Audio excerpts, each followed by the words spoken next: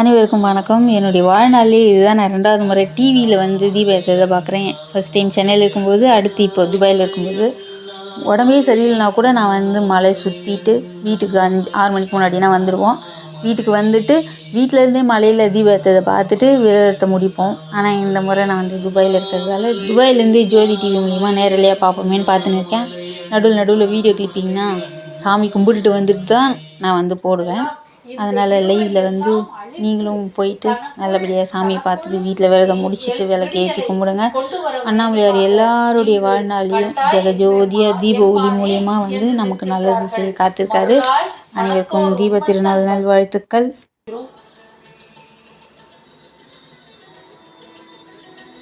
ஜோதியினுடைய அந்த ரூபத்தை